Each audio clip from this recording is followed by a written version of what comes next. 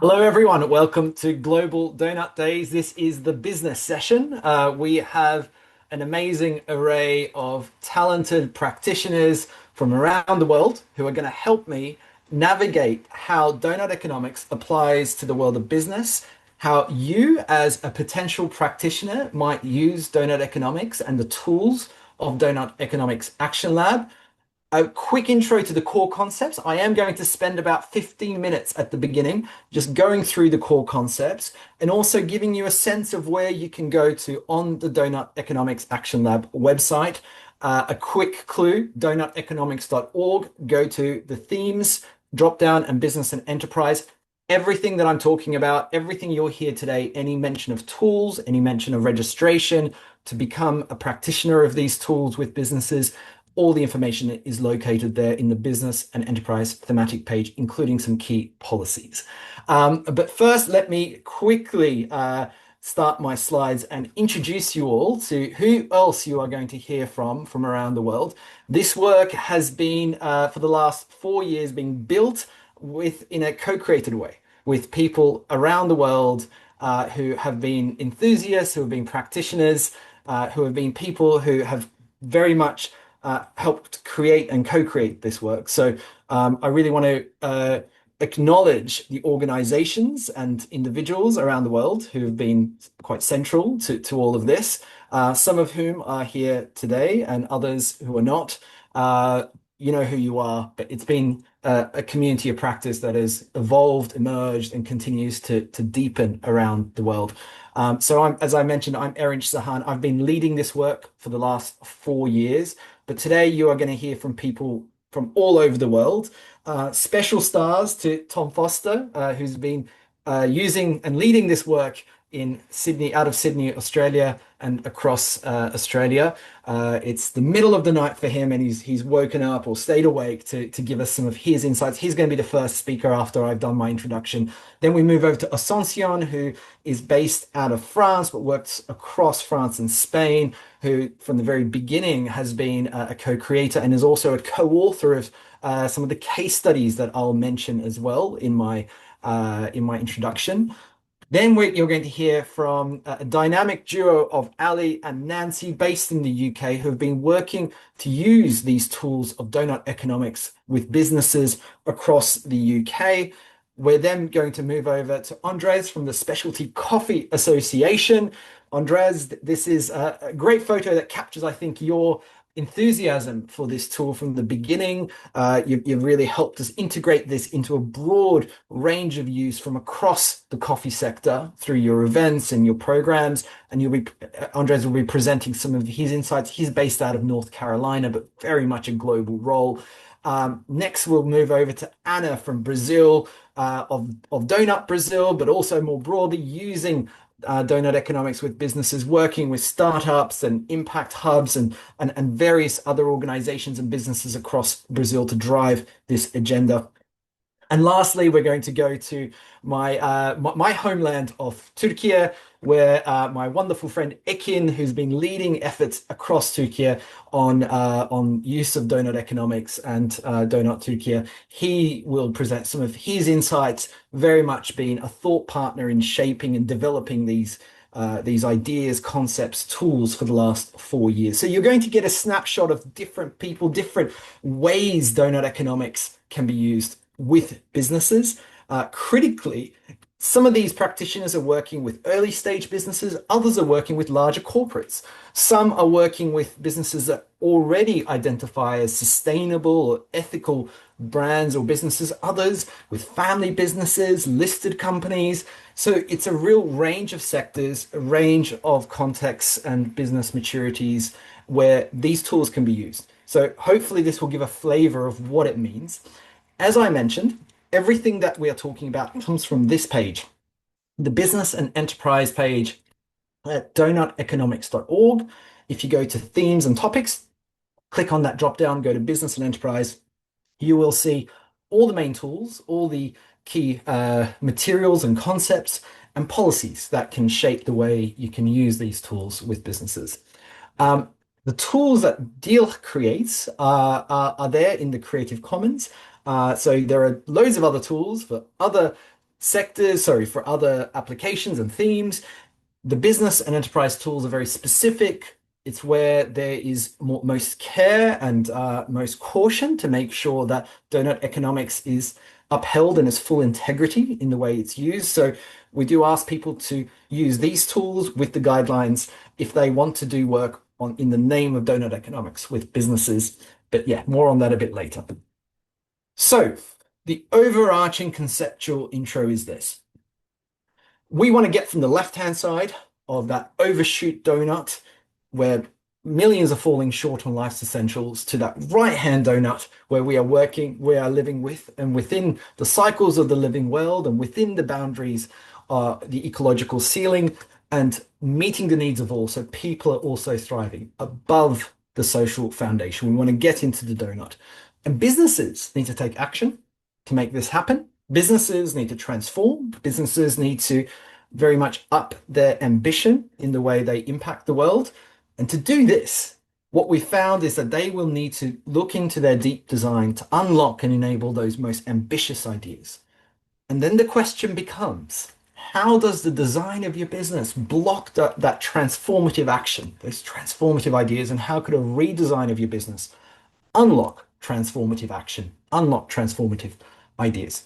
So that business design as a blocker and as a possible enabler or unlocker of transformative action is central to these concepts. What do we mean by business design? Well, it comes from the work of theorist and author Marjorie Kelly, who helped us understand, and millions around the world understand, that the design of business is about its purpose, what it exists, how its products and services are creating a benefit, as well as its networks of relationships with stakeholders like workers, farmers, suppliers, consumers, the rest of the industry, governments, etc., to its governance model, how decisions are shaped and who holds power, its ownership model, how the ownership structure enables and holds back the different ideas that it needs to pursue, and its financing model, how the terms of financing, whether that's debt, equity, or the hybrids of financing, can enable this. All of this together allows us to get into the DNA of business. But as a reminder, we need to move away from that world that is deeply out of balance. Business has a central role in this. And we know that over the last few years in particular, business has moved to having a very negative impact and has many businesses, many mainstream businesses have moved away from some of the early action they were taking to transform themselves, whether that's moving away or moving back towards fossil fuels, whether that is ditching some of the green and ESG pledges, whether that's about taking commitments towards science-based targets, but then failing to make the transformations needed and missing deadlines, whether that's contributing to a decline in circularity, so greater waste, greater consumption of resources, or all of the financial metrics pointing towards them being successful at what they're trying to do, whether, dividends soaring while worker pay stagnates, or a huge rise in the wealth of the wealthiest, or the richest very much getting richer while the poorest get poorer, that inequality divide that has grown.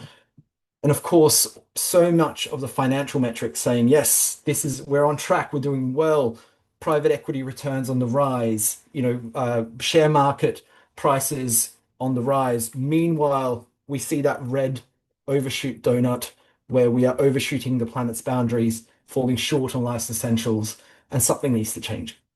So with that as a starting point, with that as a bit of a cold shower about the level of transformation needed that needs to be driven partly by business, we then start asking ourselves, well, what is it that is driving that red? Part of it is a degenerative model of take, make, use, lose, where we take from Earth its resources, we make things with them, we use those things, and we lose those things, and we repeat this over and over again. Now, Doughnut Economics points to concepts like circular economy or biomimicry to say that we can move away from running down Earth's life support systems towards being regenerative, working with and within the cycles of the living world. where biological materials are regenerated and technical materials are restored. So we minimize and eventually eliminate the waste of both matter and energy. And that model of circularity is something that we're beginning to see across the business world because we're seeing examples, whether it's in modular product design, such as that used by Fairphone, or examples like Selco that are using decentralized off-grid renewable energy in ways where local technicians and others are able to sustain that model of energy production. Or examples like interface carpets, which are saying, let's have factories behave like a forest, where if this factory weren't here, the forest would be sequestering carbon, it would be cleaning the groundwater, it would be putting nutrients back into the ground. How can factories mimic some of the benefits of a forest and benefits of nature? Very much drawn from the work of Janine Benyus and biomimicry as a concept. Or examples like Sanergy toilets in Kenya, which are saying, let's create affordable, accessible toilets and use the actual human waste that is treated, sanitized, and put back into agricultural use, very much closing that loop of even human waste. These are the kinds of examples we're beginning to see that are looking at deploying regenerative ideas. But of course, there's also the social side. Doughnut Economics is about both the ecological ceiling as well as the social foundation. And part of what's driving that divisive model is a model that is capturing opportunity and value in the hands of way too few people. And it's about moving towards a more distributive model where opportunity and value are shared far more equitably with all who co-create it. And here we're beginning to see some innovation as well, some real examples of businesses that are unlocking ambitious ideas, such as waste picker livelihoods through examples like Swatch, where the circular economy and the cooperative world come together. This is out of India, and we have a case study at doughuteconomics.org about this. Or profit sharing model that Richer Sounds has with long-term commitment to its workers, which has been part of its transition as a retailer towards employee ownership. Or examples like Fairbnb or Home.Earth, where there is an element of co-ownership or co-investment in the local community. So across the world, we're beginning to see ways of social issues, whether it's affordable housing or it's worker empowerment or it's the livelihoods of local communities being deliberately designed into the business models of companies and businesses in ways that are more distributive, that are deliberately unlocking ambitious social agendas. What Doughnut Economics does at this point is, after observing that we have these regenerative models and examples, we have these socially distributive models and examples, it asks any business to pause here and to think about how it can visualize that thriving future and ask itself how it can be regenerative and distributive by design and how it could belong to a future that is truly regenerative and distributive. This is about looking into the future of the industry, not beginning with where you currently are, but saying, how does your industry, your sector, your business need to look in the future? And at that point, we begin to ask, what has your business started doing and what has it stopped doing? And we explore ways that others have pursued a similar agenda and ask about whether it's other ideas or other businesses that are leading the way. And critically, it's about thinking beyond what is currently feasible. Now, the core tool, because we have two tools here. We have a taster tool, and then we have a core tool. The taster tool is a shorter one. The core tool gives a bit more time for ideas to marinate and to have deeper discussions. In the core tool, we ask also what would different voices say? So there's an activity there where in the workshop, people embody different stakeholders that are impacted. And some people might be the local community. Someone else might be the local forest or river. Someone else in the workshop might be the worker in the supply chain or the air or the soil, the employees, etc. And through that, they challenge the current model of the business and they help identify the most ambitious ideas. But of course, that transformation that we are trying to unlock, we're trying to encourage business leaders to look into, isn't completely alien. Not that long ago, we saw that most CEOs actually think it's inevitable that their business will need to completely be reinvented, to completely be transformed. Thousands of global CEOs of the largest companies told a survey that actually, yes, in 10 years, our business will fail unless we ourselves. So this brings up the question of how do we transform businesses and allow them to reinvent themselves, particularly through the lens of the ecological ceiling and the social foundation that the donut points us towards? Well, at this point, we acknowledge that there are many critical levers for transformation. There is, of course, regulation and an exertion of public pressure. There is enlightened leadership. We can have CEOs that are much more ambitious and enlightened about the future of the business and industry. We might set better targets, more metrics, science-based targets, for instance. This might help as well. And we might make the business case more effectively and say, look, in the long term, 10, 15 years out, to retain a social license to operate, to belong to the economy that's emerging, you're going to need to take action now rather than be drag kicking and screaming. All of these are very credible, critical, and essential parts of that transformation. But what Doughnut Economics says is that for these to be effective, we need businesses that are designed to support and not hinder efforts. To reinforce these and drive ambition, Doughnut Economics focuses on transforming the deep design of business.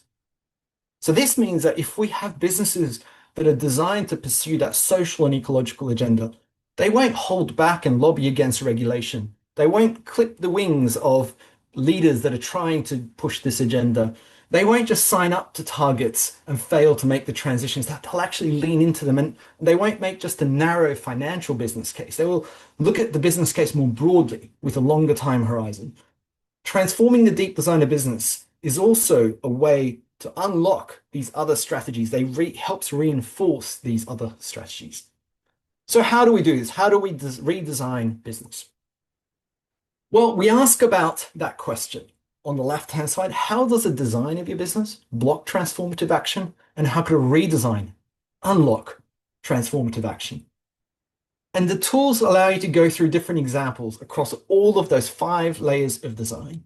What do we mean by purpose? Well, purpose-driven businesses don't just say that they want to be purposeful. They actually lock it in, like Tony's Chocolonely that has guardian shares that help reinforce its purpose and help ensure that investors or others cannot undermine the core purpose of the business.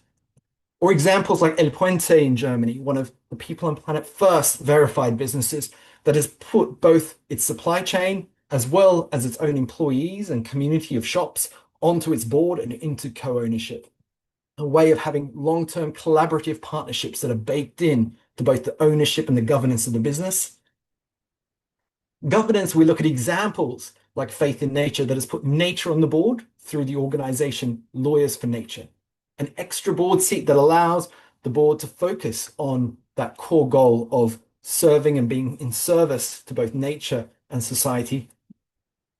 And examples in ownership like Patagonia and others taking on models like steward ownership or models of employee ownership, models of cooperatives, models that and the hybrids that are emerging in this space that are enabling businesses to have ownership that is driving the social and ecological goals. Here, steward ownership is a model that separates the voting rights and the dividend rights in the share structure and allows those that hold the voting rights, the power, the governance in the business to be purely focused on the purpose and whatever's left over, the residual surplus going to the investors who don't have a way of pressuring the company to extract more.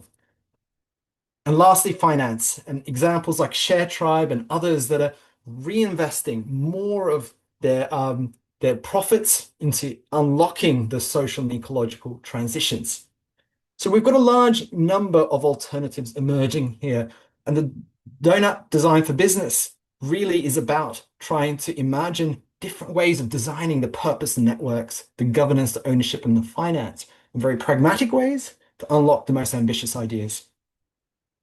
And of course, there are so many. This is a field of many, many flowers blooming. This is whether it's community ownership or profit sharing or guardianship boards or artisan ownership and fair trade enterprises, steward ownership and employee ownership. There's a large diversity here. And for Doughnut Economics, it's about fostering those diverse models of enterprise design with a stated intention of unlocking ambitious strategies and impact. You can read far more about these concepts through the Doughnut Design for Business case studies, 26 of them from around the world, some of which I've touched on earlier, others that hopefully you'll enjoy reading, because what they help you do is understand the connection between the way businesses are designed and what they're then able to do. And that connection is the heart of Doughnut Design for Business. Here are some others from around the world, some amazing highlights that I don't have time to go into. And lastly, the benefits of design, the case we make is about aligning with the purpose, enabling deep partnerships across the business and beyond, channeling internal investment, locking in a legacy, and this sort of businesses in transition are critical here. And lastly, becoming regenerative and distributive by design, the central goal of this work. We also have a tool for policymakers to think about these ideas. So one of the tools on the Doughnut Economics business and enterprise thematic page is focused on this. So do have a look at different ways that policymakers can foster these sorts of enterprise designs and have a look through the actual tool itself to understand it further. So if you want to sign up, we have organizations and networks that complete a public declaration form. This allows us to make sure that values aligned organizations are those that are practicing and using these tools with businesses. There are now over 100 around the world, and I think around 150 actually. Loads of dots. Every time you click into one of those dots, you can look at their public declaration form and get a sense of the organization. So Deal itself doesn't go out and do workshops with businesses. The model here is find a practitioner that is values aligned, that is listed here, and they can run workshops using Deal's tools with local businesses in ways that can drive this transformation. So with that said, I am going to introduce my first speaker, Tom Foster from Australia, to share some of the insights around, Tom, how you have been using Doughnut Design for Business and what you've learned from this. So thank you, Ranch, and hello everyone, and well, it's good morning from my part of the world, and I'm joining from Sydney, Australia. My background is originally engineering and business, and I'm now completing a Master of the Economics of Sustainability, which brings together ecological and post-growth economics, including Doughnut Economics, degrowth, and modern monetary theory. When I began my Masters 3 years ago, I knew I wanted to build a consulting practice out of it, combining my systems and business background, and with this new economic thinking that I'm learning about. But I didn't know what form it would take. And then one evening in late 2023, YouTube served up the launch with Kate Raworth of Doughnut Design for Business tool, and I was instantly engrossed. And after researching more, and about a year later, I signed up as a practitioner, in no small part to the encouragement of practitioners Nancy and Ali, who I'm very pleased to see here today as well. In the meantime, I also became a Climate Fresh facilitator, and last year launched my consulting concept, Eco Prospect Consulting. My first Doughnut workshop took place in July this year at Australia's annual Social Impact Summit in Sydney. The organisers actually found me through the Deal Practitioner website, which Erin just showed. So that listing definitely works. And they invited me to present on Doughnut Economics to a corporate social impact audience and deliver Doughnut Design for Business workshop. My session was actually to the profit and purpose stream, about 40 participants across the sector, including the CEO of the host organisation. Because this session was just over an hour, I adapted the taster workshop with helpful advice from Erin and the practitioner community using the Slack group that we have here. One of the most memorable moments came when I showed the planetary boundary slide with 6 at the time of the 9 planetary boundaries already breached. There are audible gasps around the room, and it reminded me of just how unfamiliar this scientific framing, which is beyond climate, still is to many people outside of the Doughnut space. The response was really overwhelming and very positive, and several participants came up to connect afterwards. And one of them actually invited me to deliver in September a second workshop, this time to a cohort of social entrepreneurs that they were training. That session ran for a couple of hours, including a longer workshop component. And the participants' feedback in both the conversation and in my survey showed how the donuts sparked genuine, practical, and thought-provoking insights to business. They saw it not just as a abstract theory, but a useful design tool for real businesses, bringing the human, social, and environmental sustainability into the same conversation. What makes my approach a little different is that I don't come from a sustainability, ESG, or B Corp background. I come from economics, the kind of heterodox economics that Doughnut Economics sits within, what Kate Raworth calls the 21st century economics. EcoProsper sits at that emerging post-growth strategy space, helping organisations understand how to operate within social and ecological limits and how to work in a world of polycrisis without adding to it. I see the donut not as another sustainability framework, but which is often associated with compliance and in reporting, but as a strategy and futures thinking framework. It helps leaders reimagine how their enterprise can create value within planetary and social boundaries rather than beyond them. And from what I've observed and read, the vision resonates strongly across sectors because there's a growing desire for business to be part of the solution, not part of the problem, and to act in ways that are regenerative and distributive, that is giving back rather than extracting. And for many, this is becoming very personal. The climate crisis has been dissolving that old boundary between business and personal lives. As parents and grandparents, people want to know that they're doing the right thing by their children and their grandchildren. They can go home and say, at work, we're doing the donut, so you'll be safe. These first workshops were pro bono, that way of me building experience and developing proficiency and learning by doing, and they've clearly been validated. And I'm now writing a business plan to transition from concept to commercial practice, offering donut design business and work climate fresh workshops to paying clients and building long-term partnerships. What draws me most this work is it invites leaders to shift from meeting where business is to where business needs to be going, to be part of to go away from being part of the problem to becoming part of the solution. For business and business purpose-driven leaders alike, I believe the donut offers a pathway, not just another framework, to a fairer, safer, and saner world for this generation and those to come. Thank you. Thank you, Tom. And I see some questions popping up in the chat. Please do keep them coming. We will try to address them as we get through these conversations, and I'll also try to tap into there as well. Our next speaker, Asuncion, is someone who's helped us shape this work from the very beginning, has run workshops with companies, helped us write some of the case studies, as I mentioned. There was also a question that popped up around, do large companies and how can large companies engage with this, not just the ethical or sustainable SMEs? So I'm hoping, Asuncion, some of your insights touch a little bit on this, but we can also unpack it further. But I'll pass over to Asuncion to hear her insights from using these tools. Okay, thank you, Erich, for the invitation. And it's really great to be part of this fantastic group of panelists and to share my perspective as a practitioner using the Doughnut Design for Business tool. So I am Asuncion. I am from Spain, but I'm living in south of France. And I'm also I'm a consultant working in corporate social responsibility. I've been a practitioner of the Doughnut Design for Business tool since 2023.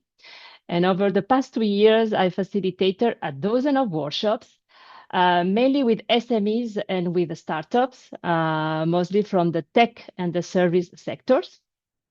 So in these workshops, what I will do, I will gather 8 to 10 people, mainly founders or the GMs of the companies, or sometimes people from the C-suite execs. So that these are the persons who are really decision makers in the company.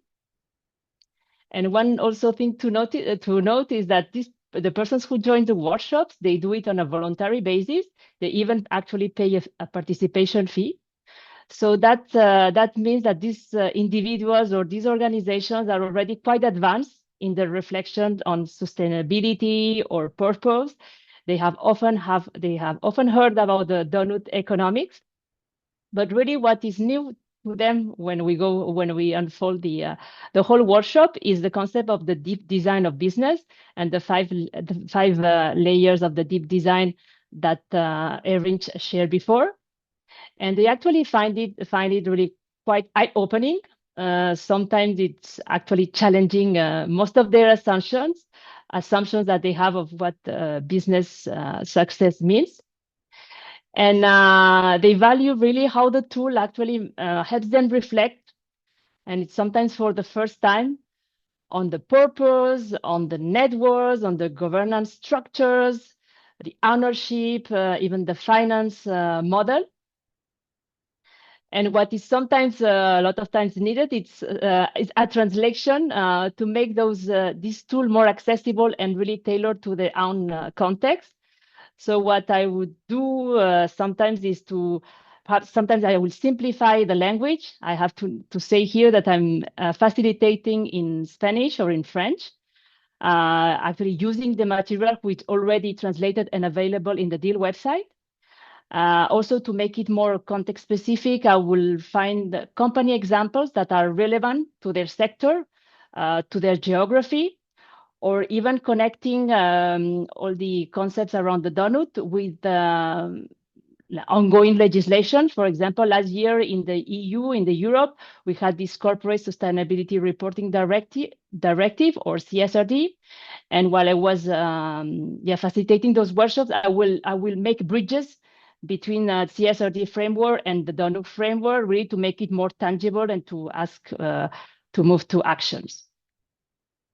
Now, if I share some very practical tips, most important thing is really to manage the timing and the work schedule, because it's a real packed program to fit the whole workshop in, let's say, half a day or 4 hours as per the DEAL guidelines. So my recommendation is really to book full day at least to go through the workshop.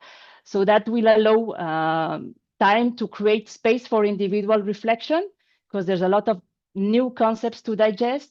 Also to leave space for the discussion between peers, and really slow down some parts of the workshops rather than rushing participants to move on to the next section if there's really things to be shared. And one last recommendation is that I have found that this workshop really works well when the participants have established an emotional connection with the workshop and even with each other, ideally from the start of the workshop. So I will use I will start the workshop actually using the Step in the Donut sequence, which is an accessible and engaging way to introduce the donut group. That's a tool that is also available in the DEAL website, and it is very appropriate, I would say, in this even in the corporate context, because I found that it really makes a difference when the participants get to know each other, and we create this climate of trust and intimacy from the start. And last point that I would say is that I always get the feedback that through the workshop I've been asking some uncomfortable questions to these business leaders about the ownership, about the governance, about how the power structures in the company. But what I also get after some months from the participants is that those moments of discomfort are actually moments where the real learning and the action could happen. And what I always say ending those workshops is deep design is not about perception. Really, it's not about perfection. It's about really opening possibility, and to treat these enterprise design reflections not as a one-off exercise just during the workshop, but really as a living dialogue and a way to keep your purpose alive as the company would grow and develop. And that's it for me, Erin. Thank you so much, Asuncion. And I think it's great to see the diverse range of businesses and your way of engaging with the right level of decision makers that I think has been central to applying this. I see some great questions emerging. You can type them into the chat for everyone, or you can put that into the Q&A. either is fine. So there was a great question from Francisca around online workshops. A quick answer to this, which is the answer is yes. So the deal tool is about running a workshop. You can run that in person or online. We provide all the materials, resources, and explanations in the tool itself. So if you look through it, you should get some guidance there on how to run it online. I'm now going to pass it on to Ali and Nancy, who have been one of the more effective people using the Deal and Doughnut Economics tools with businesses and business communities. And I know that you two have learned a lot in the way you've integrated this with your broader work in the networks of businesses you're working with. So over to you guys. Very kind. Thanks, Aaron. I'm now going to attempt a seamless technology transition, which means I'm going to be doomed. So I'm glad it's you, Ellie, and not me. Are we in? Fantastic. So my name is Ali Fisher. I'm the founder of Plans with Purpose, and my day job is I'm a sustainability and diversity business mentor. Nancy? I am founder of a company called True Horizon, and I work with SMEs mainly, sustainability consulting, so Doughnut Economics, B Corp work, anything to help them really embed their social and environmental impact into what they do. Thanks, Nancy. We've gone super practical to Erinch's request to share today. So we've got 13, which we really hope is not unlucky for some, 13 tips that we've learned. Nancy and I have co-run 5 workshops so far, reaching 23 different organisations. And we've done 3 talks on donuts, reaching, Nancy, at last count, 340 people. So it's been an amazing journey so far. So tip number 1, no surprise, with the centre of the donut being all about social foundations, is in these workshops, create a welcome, safe space for all. Everyone will probably have different tips and tools and techniques in order to do this, but a few from Nancy and I, when you're doing the invitation for the workshop, offering adjustments for everyone. How can it be more inclusive environment? Sharing their pronouns, which I knew putting that on the list would mean I forgot to share mine, which are she and her. Warm-up exercise, thinking about what works for a total community, or saying, you know, if you're doing some mindfulness, it's for what can work for different audiences. Think about the language that's used, thinking about neurodiversity within your audience. So how you format your slides, how you ask for opinions to be given in a way that works for all and invites all voices in. So that's tip number 1. Nancy. The power of an image. So Ali and I actually use this in all of our presentations. These are our 3 dogs. So you've got Flurry on the left, Zola and Pango are the Labradors, white and black in the middle and on the right-hand side. This isn't just because we love our dogs, but the power of an image links back to the donut. The donut is an image. The accessibility of the image, neither Ali or I are economists, but by having the image for people to use and refer to, it makes it much more tangible. And images are easier to process for our brains, and they tend to go into our long-term memory easier. So take advantage of the fact that it's an image and it's really accessible. So tip number 3 from us, this was from a workshop that we ran online. So it does work really well online. It was in the finance sector. And one of the things we noticed was it's okay to start small. So we tend to find companies start with, the example in this workshop was food. You know, what food are we serving in events, in our offices, which is impactful, but probably not the biggest impact. But it enabled them to start getting stuff out there and start flowing. And then those small ideas start adding up and we start getting the bigger, more transformative ideas. So just let it flow, and starting small is totally fine. So I know there was a question about large organizations, and I think perhaps this can speak to that a little bit.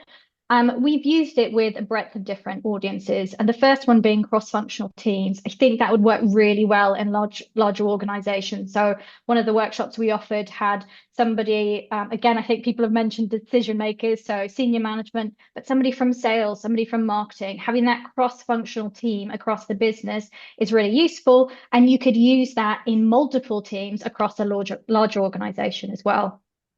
We've run this with B Corps also. It's really good. Well, in the current version, sort of linking back to impact business models, and I'm certain it will translate to other things in the new version as well. We've looked at leadership teams.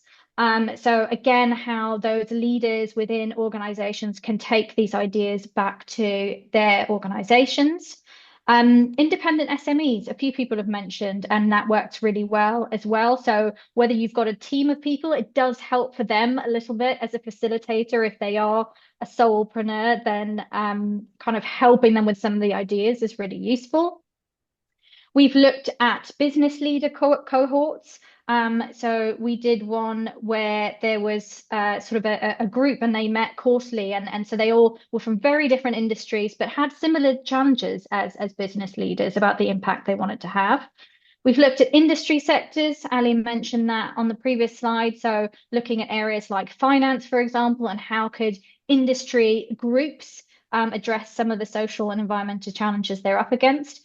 And individuals as well. We actually had a couple of people come on a cohort who were trying to transition and take some of the knowledge they've used from their existing careers. How can they maximize their impact? How can they take that learning into something new? Great, thanks, Nancy.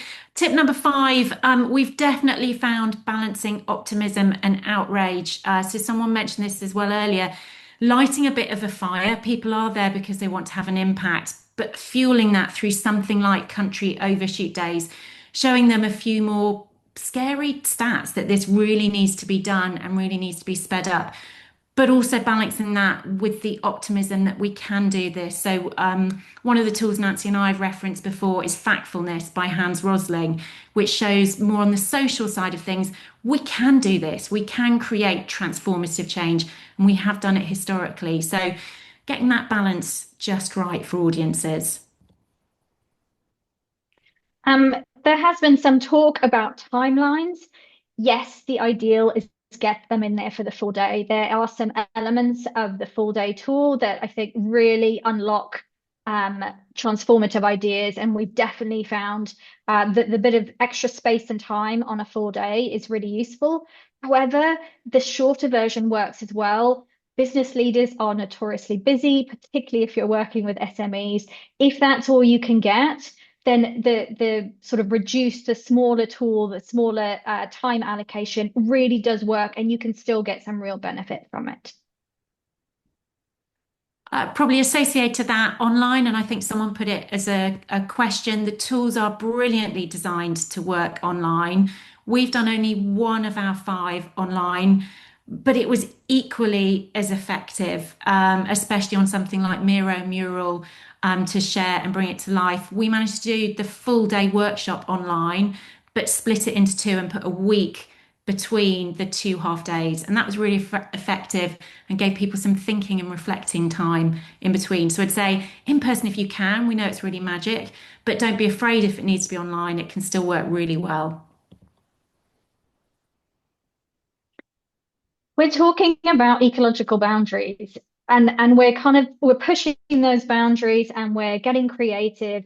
Doing that in a space where you have access to the outdoors is really key.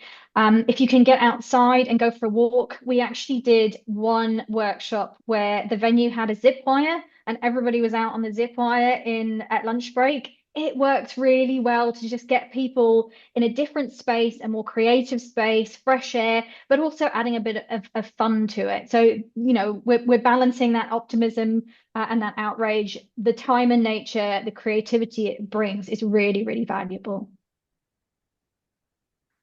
I think Asuncion mentioned this as well, making it sector relevant makes such a difference. Taking the time to tailor it to your audience, e.g. when we've done this in the finance sector, and actually we found a really cheeky way to find some great examples if you're not inside that sector is look at awards. So for example, in finance, there's now Global Good Award for finance. So we found some great case studies in there and it really helped bring it to life.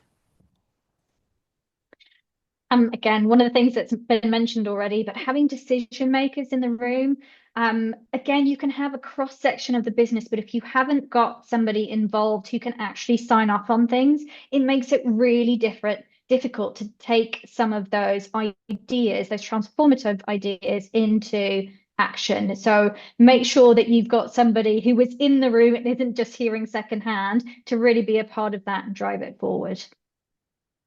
If you're all still with us, you're doing very well. You've hit number 11 of 13. We're nearly there.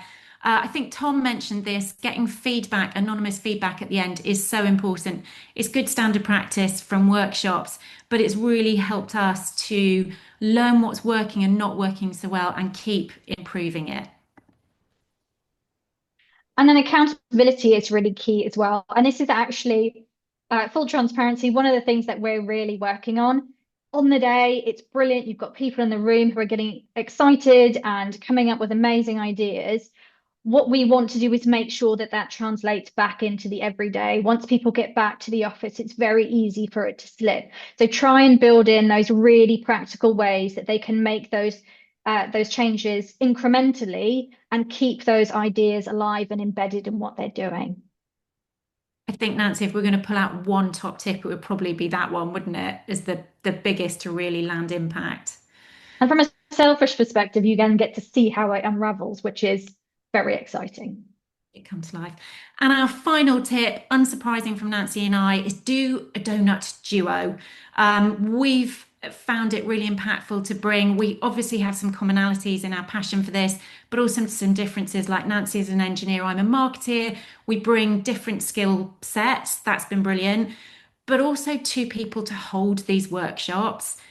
They're brilliant, they're amazing, they're impactful, but they're quite hard work and you can get some sticky moments. And having two of you to support each other, we found to be really beneficial and really good fun. So thank you, Nancy. I think that's it from us.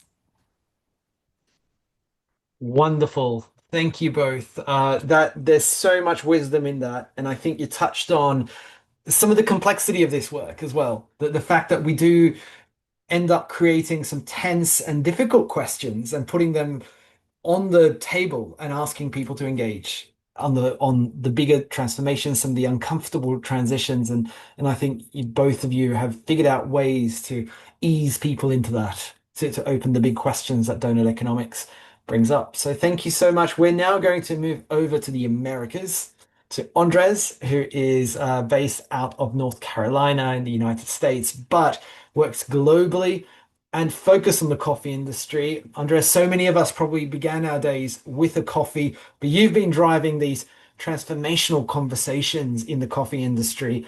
I want to hand the floor to you to understand how you've led these conversations and how you've been able to unlock these questions of enterprise design in coffee. Awesome. Thank you very much for the nice introduction. I'm sharing my screen now. Can you confirm that you're seeing the presentation? Awesome. Yeah, we can see it.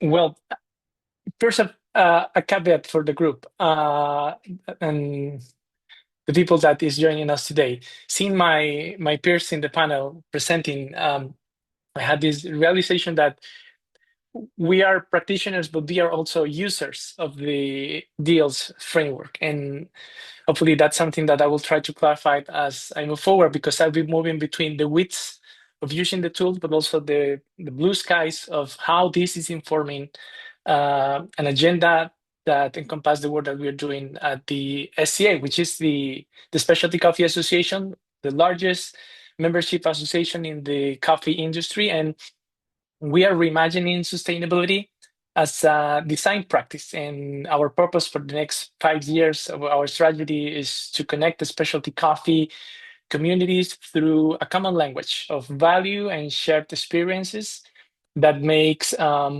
regeneration tangible. And the Doughnut Economics framework is giving us that compass, helping us to remind that the coffee industry must thrive within planetary boundaries while ensuring everyone across the value chain can live within a social foundation of dignity and well-being. And through a collaboration and use of the deal frameworks, we are embedding this perspective across our standards, education, and research so that sustainability becomes a, let's say, daily design practice for coffee professionals worldwide. So for us, coffee becomes a way to make the donut tangible every day in every cup. That's what we say. And the sustainable coffee agenda for us is the bridge between our strategic plan and Doughnut Economics. It operationalizes SCAs for strategic teams, connecting communities, cultivating collective intelligence, driving consumer engagement, and creating a culture of innovation and agility that turns sustainability from compliance into co-creation. Our tier change rests on two design principles that we let's say leverage from Deal's framework, which is the idea of regenerative and distributive, ensuring that value creation replenishes both ecosystems and communities. So it's not about doing sustainability better, it's about designing it together. And when we start this journey, we were fully committed to doing through a process. So we're thinking on a continuous learning and iteration activity. We started in 2023, incorporating in one of our events in Portland in the Pacific Northwest in the US, our first coffee and a donut workshop using the deep design deal tools. And since then, we have been moving. In 2024, we incorporated the design layers into the Sustainability Awards rubric. We're now working on the launching of the how-to guide, which is our practical translation of the donut into daily coffee work. And also this year, with this launch of the how-to guide, we're expecting to keep embedding regenerative and distributive best practices with new and expanded workshops, our Well of Coffee events that happen in all the continents. And from 2026 onward, we're scaling the work that we are doing on that how-to guide that use the deep design business and our Q program and CBA, which is the quality certification of the coffee industry, like the Coffee Sommeliers of Coffee's certification, as data-driven learning platforms. We are realizing that our strategic goal is to become a global hub for specialty coffee knowledge and intelligence.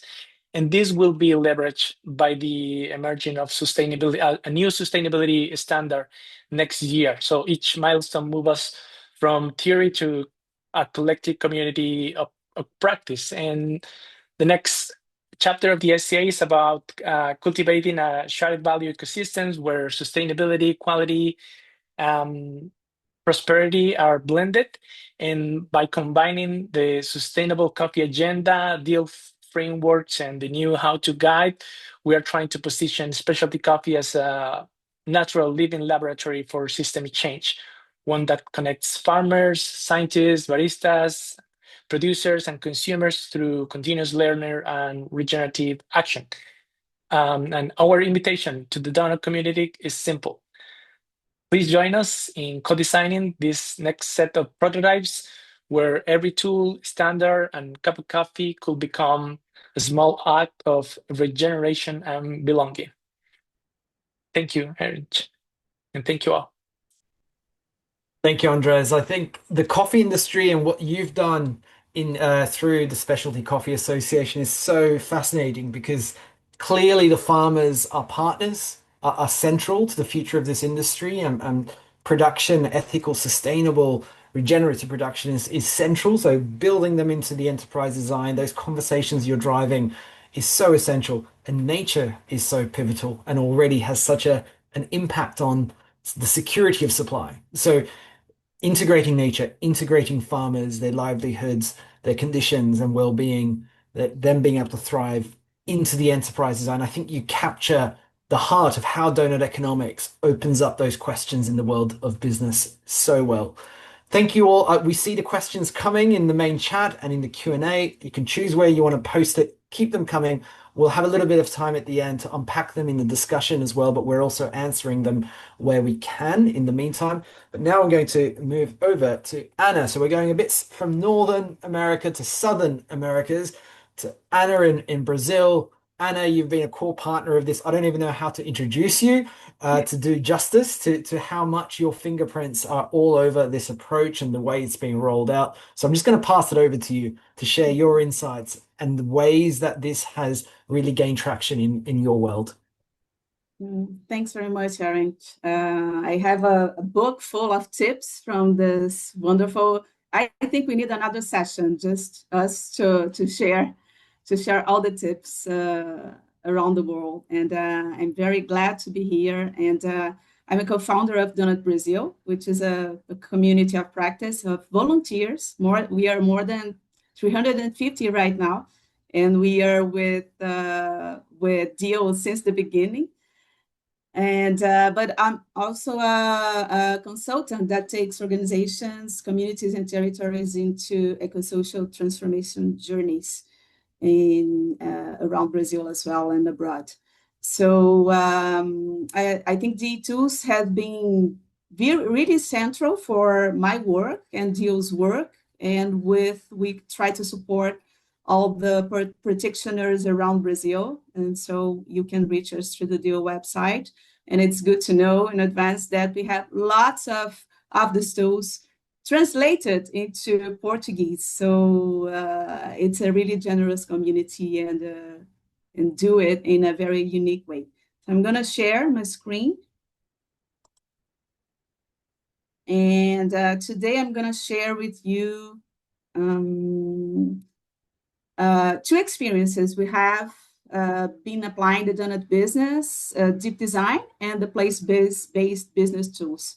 The deep design process has been very powerful especially to open space for reflection, and not only on what the business does, but why it exists and how it integrates the well-being of people and planet. It seems obvious, but it's not.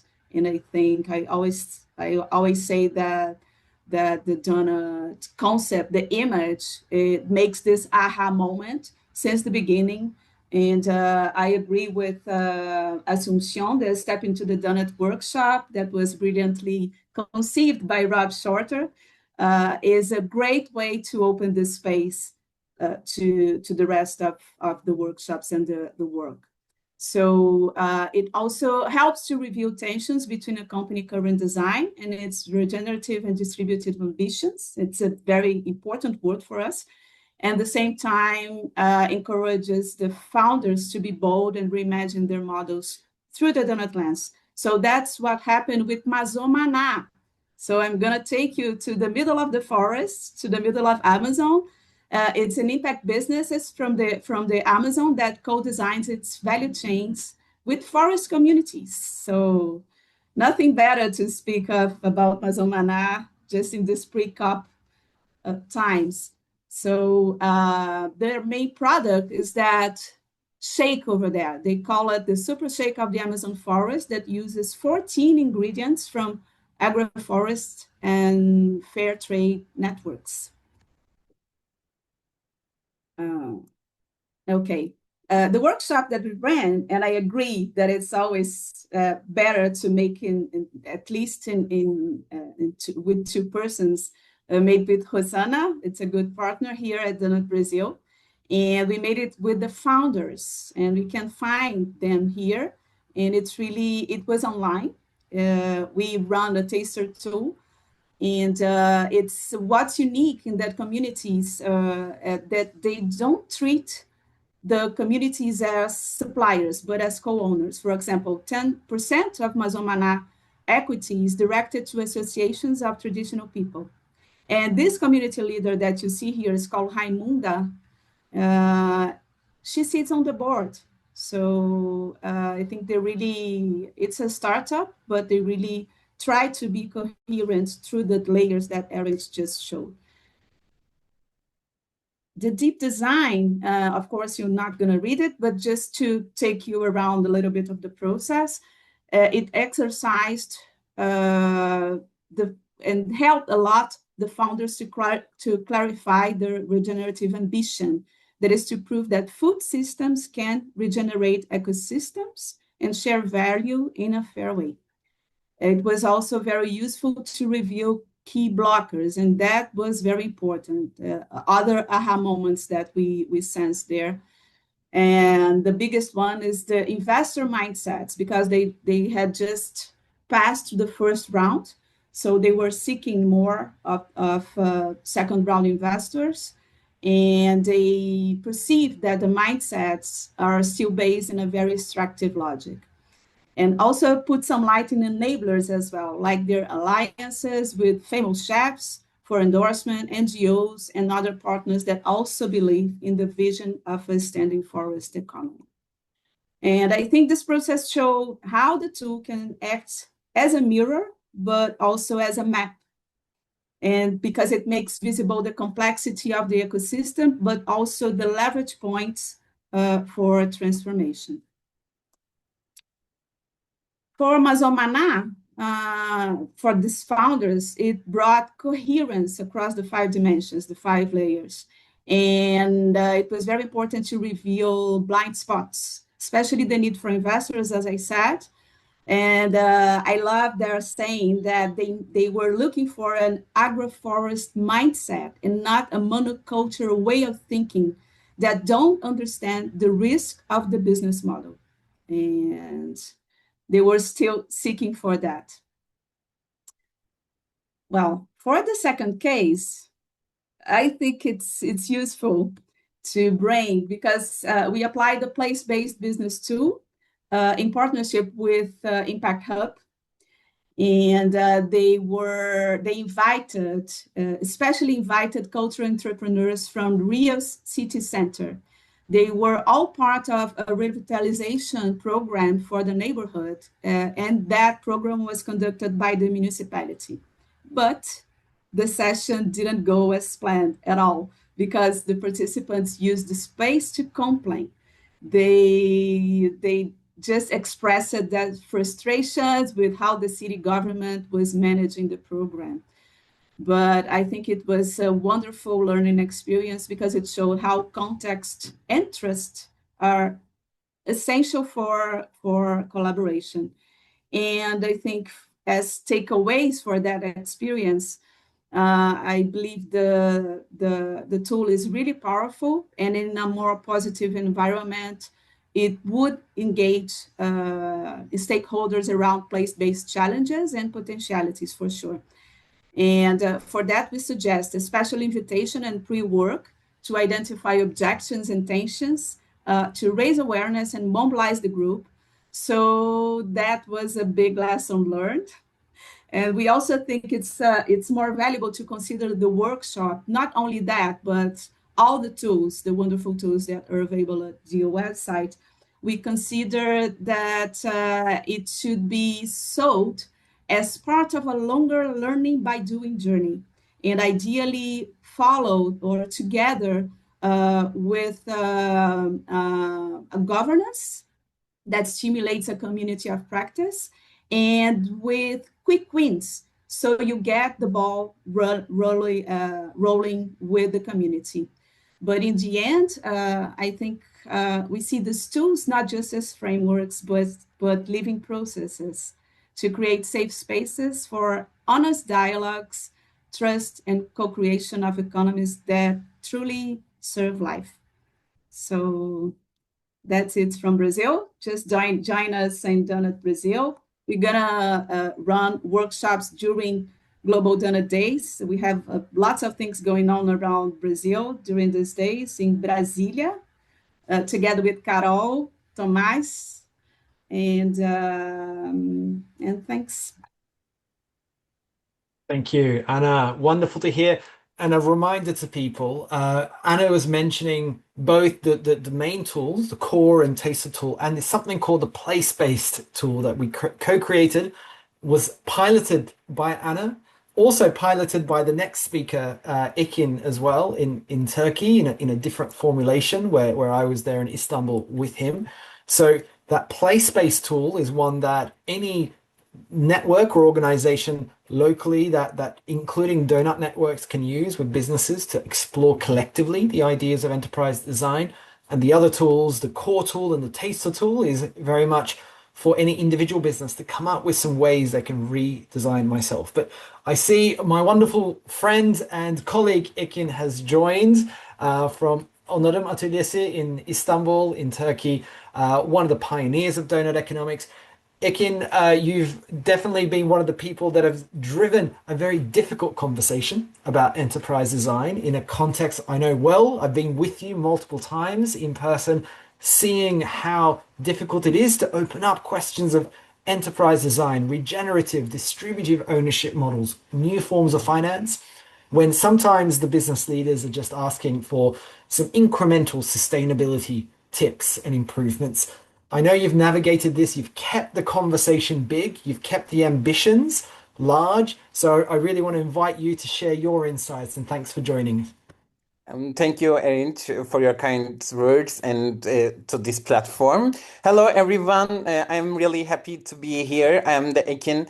I'm the founder of the, maybe we can call it Regenerative Impact Space in English, and also Doughnut Turkey community. And first of all, I want to thank Erin for sharing this work with such a visionary approach around the world. And maybe when we talk about engaging different kind of businesses, I think one of the biggest opportunities today is the rise of the social enterprises for everywhere, and especially for the business and policy. We see them emerging so many different fields, from the production and services and technology, agriculture, and different fields.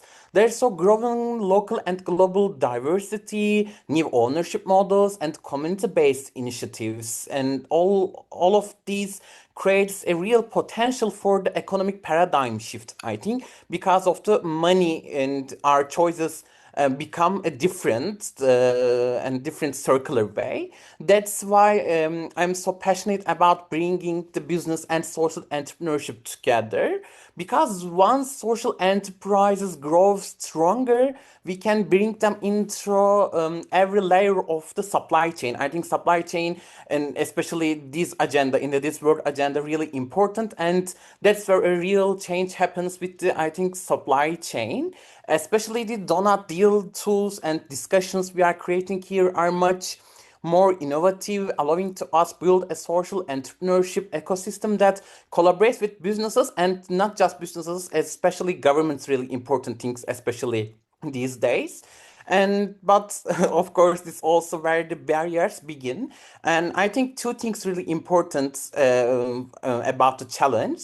And firstly, especially social enterprises to really thrive, we need a new financial architecture, more innovative investment mechanisms. We have to reimagine what the impact investment really means, because especially in Turkey, I think, and unfortunately, we don't know the real impact. Generally, we talk about the investment and profit, but where is the impact in this story? I think really important question, especially big challenge for the business and investment ecosystem in my experience. And it's not only about where we direct the money; it's also about what money and capital stands for. That for me is one of the biggest structural challenges, I think. And second, another challenge, and especially in Turkey and across maybe this region, is that a lot of big companies still see impact through CSR mindset, yeah, corporate social responsibility, one times and one shot things. So building their capacity and helping them understand impact a deeper, more systematic way, I think is really, really essential thing. And donut tools also help us design and these connection, I think. So these tools can help us to bring more deeper and deeper understanding the deep business design, and give a framework for a lot of business person and governments people, I think. And we look at the states, governments of the world today, I think it's also clear that transformation in business can't happen alone. Governments should focus more on supporting the growth and development of social entrepreneurship, because for any this to be sustainable or regenerative, it has to be guaranteed in meaningful democracy. That's really and where everything begins. I think democracy really important and really all things. That's why designing environments that can build social connections and a meaningful participation is more important than it might seem. The tools, Doughnut tools being developed here, exactly the kind of the powerful tools we need, bringing together local governments, national policymakers, businesses, and impactful social enterprises, of course. And the Think Act collectively needs a framework and maybe roadmap. These tools can help this kind of things. So in short, we need the most right now to support social enterprises, create unconventional partnership, and of course think more innovatively. And business says impossible for a lot of things, but we know a lot of things is possible if we need the real focusing. So we must develop more impact-oriented investment instruments, maybe that can truly serve people and the planet first, of course. And thank you, Erin, and thank you, Olaf.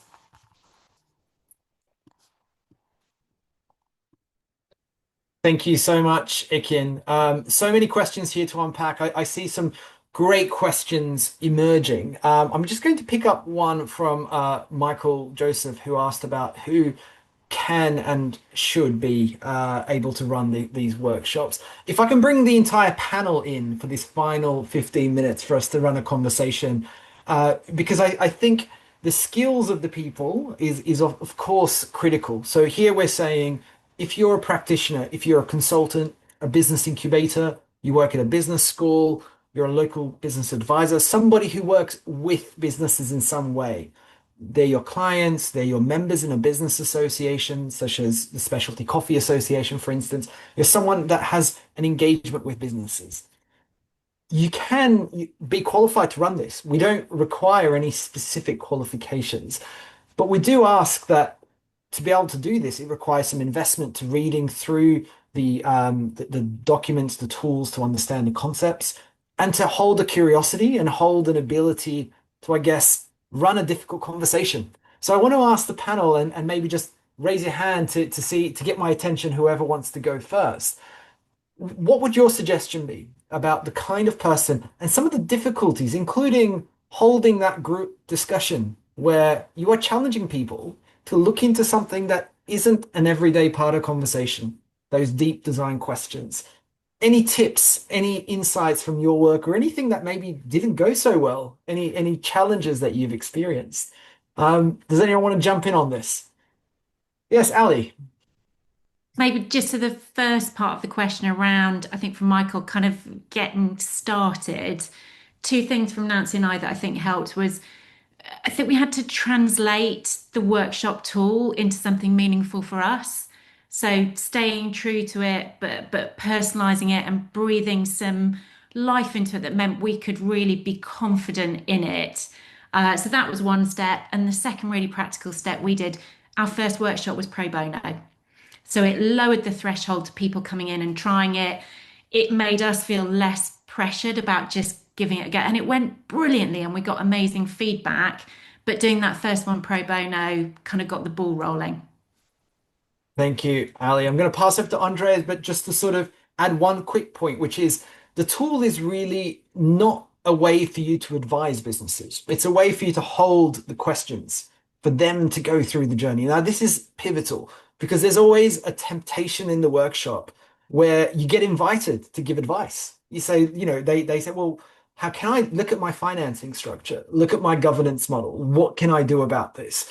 And it's not a framework that allows you to advise. It asks questions back to the business. And having the confidence to hold that is quite significant. But Andres, what would you contribute from your experience? Thank you. Well, it's very complex, but something that we learned through this, we run long, short workshops, and it's important for the facilitator to be familiar with dialogue, facilitating dialogue, and let's say trust the tools because the process that it's, let's say, provided by the deal framework, I think works. But we need someone that is not only familiar with the tools, but also with is a good host. Someone that could create. We use some complementary tools for this, which is, for example, theory U concepts like creating safe containers. So have rules of engagement, how we can have a dialogue that is respectful, that allows to use, the design thinking process on discussing dialogues, but letting everybody in the room share and be heard, so you can have that process that is consistent with what you're trying to achieve by the end of the session. And let's say that trust in that process, not having an attachment to what you want to generate as facilitators, but let the people in the room bring those efforts, trusting the tools and the process design, because at the end, when you start to consolidate, you will see, and people will have that realization. And one last thing that for me was a learning in the process of using the workshop is it's very important to have a diagnostic tool before running workshops, because we have a wider audience. Usually, different people from different backgrounds, but also different experiences. Having that knowledge in advance is very helpful, because not everybody's on the same place for addressing and understanding these problems. And having that knowledge is very useful for running a successful workshop process.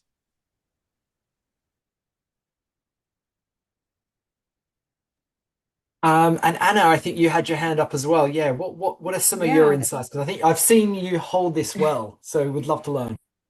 I think I agree with everybody. I think this pre-work is essential, because, and here in the territories, I think this repertoire has to be rich for the facilitator.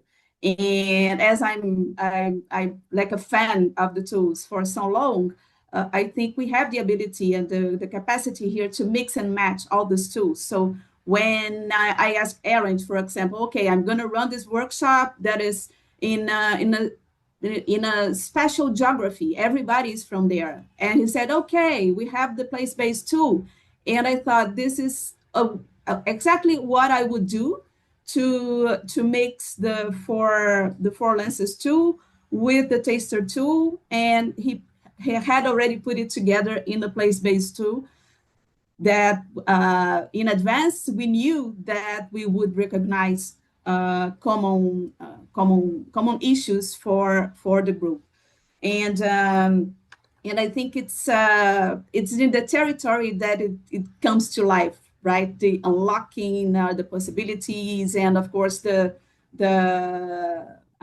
talents of the facilitator, is because it's such a rich repertoire, not only, as Andres was saying, with the Doughnut tools, but with the sensibility of running, of reading the environment to see and to step down, as we did with Impact Hub, because it's a longer term collaboration and relationships. So I think it's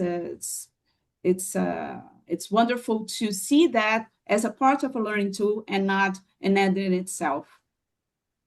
Great, thank you, Anna. I see we've tried to answer many questions that have come up around other frameworks, whether it's environmental impact assessments, social impact assessments, how it can be used for reporting for regulatory requirements, if and how it can be reported as a impact framework. Just the broad answer to this is that where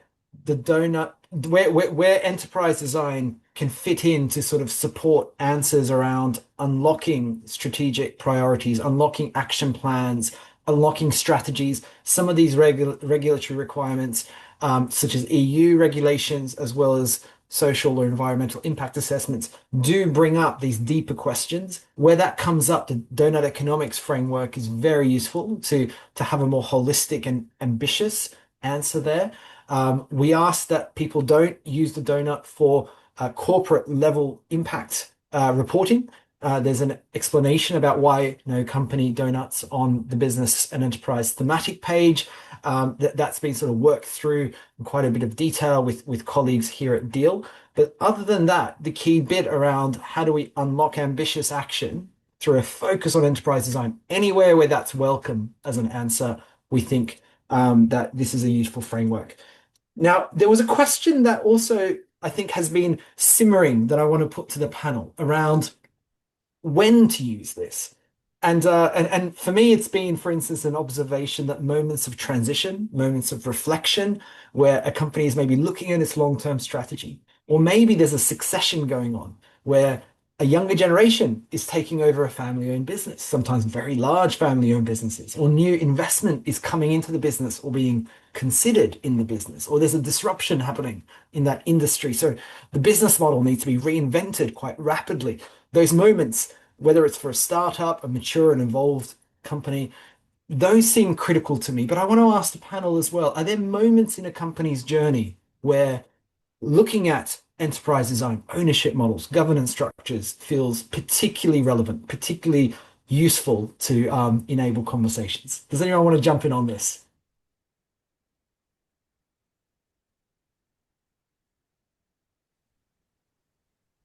I can jump on it, Erinch, and especially looking it from the perspective of the startups. It's true that when we share the deep design of business with these companies, they see it as a great opportunity to engage their enterprise deeply from the start.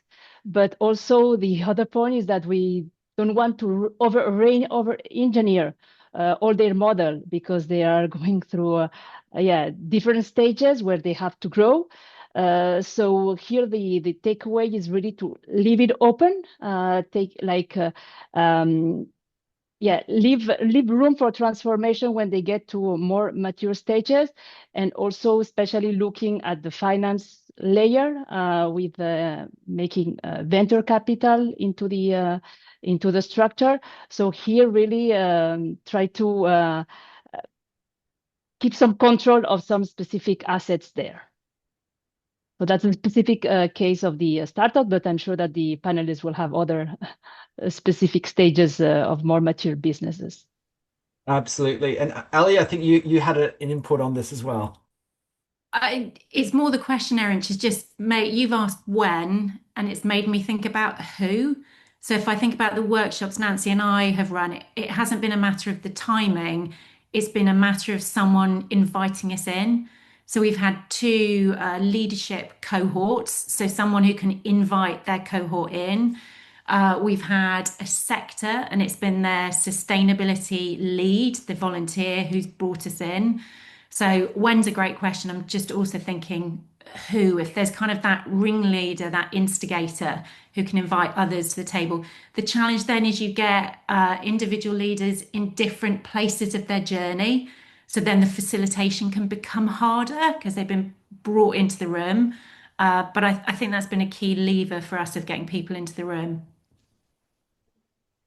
Absolutely. This question of who comes up a lot, both the who of the facilitator and the who of the company, because it has to be people who are interested and curious about enterprise design. They're not going to be dismissive of it and say, well, look, this questions of ownership and governance, this isn't for us. It's also going to be someone who has some level of agency, because sometimes it feels way above your pay grade to even talk about who's represented on the board, how the ownership model can evolve. So both seem critical. I'm going to pass to Andres for a quick answer and then Ekin after that, if that's all right. Andres, quick 30 seconds. You're on mute, Andres. Just piggybacking on the previous answers in our experience, and my recommendation always is when to use when the organization is ready. And when is ready, that means when the goal of the organization is being rethink, like when the goal is strategic transformation, don't use DL tools and the process for incremental improvement. In our experience, deep design is best for companies entering a strategic reflation or a redesign phase, being like a consolidating organization or one that is emerging with this different vision and different purpose. That's, let's say, in a nutshell, something that I wanted to complement on this specific question. Thank you, Andres. Ekin. Yeah, maybe shortly and talk about the philanthropy can shift. I think it's really important things because of the generally in Turkey have traditional family businesses and big companies. So from charity to structural change, really important. And enterprise design, I think, helps connect this shift in finance, in purpose, and in power, and these habits. I think so. Short time, maybe we can talk after. Then we can talk about the philanthropy shifting. Really important subject, I think. Wonderful. I'm just going to finalize this by reminding people just the core point here, which is that these tools that we're talking about, and I'm going to quickly share my screen that takes us to the business and enterprise page. These tools are really about running workshops, right, with businesses. So what you see behind me, this is the business and enterprise page that I've been talking about at doughuteconomics.org. If you go to business and enterprise, you go here. You can click on the core tool or the business tool, and once you go into this, there's a Google presentation that allows you to run it. But right at the bottom, these are the organizations I'm talking about that have registered. So everyone you can see on the screen is one of these dots, for instance, that is running workshops using these tools with businesses. What Deal tries to do is to channel information, but as well as channel attention to this. So if someone's interested in Doughnut Economics and wants to engage around the way it applies to businesses, the answer is this set of organizations that are listed here, which are spread around the world. So no matter where you are, there are organizations based in India. I saw there was a question on this, but it's really all the materials are here. We're not set up as Deal to really support in a more direct or intense way, apart from make these tools available, make the materials available, and really try to drive any attention and interest from the business world in this direction. Once you click on one of these tools, what you can do is click on the Google slide and everything is there for you to use.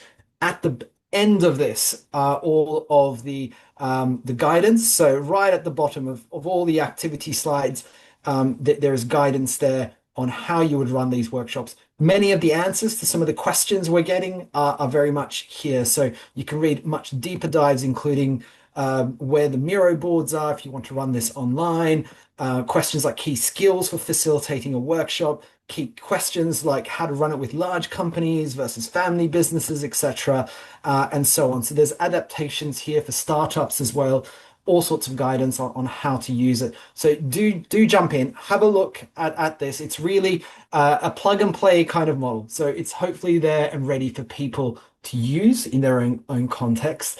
Thank you, guys. I'm going to have to wrap it up there. We're at the end of our time. Thank you particularly to our practitioners who have not only given their wisdom today, but have helped shape this entire journey. This is a community of practice that's held loosely, but at the same time, the guidance and policy from Doughnut Economics Action Lab is very clear around how these can be used and the key process. But apart from that, there are collaborations popping up all over the world, like Nancy and Ali, who are using this in combination. So have a look at doughuteconomics.org's business and enterprise page.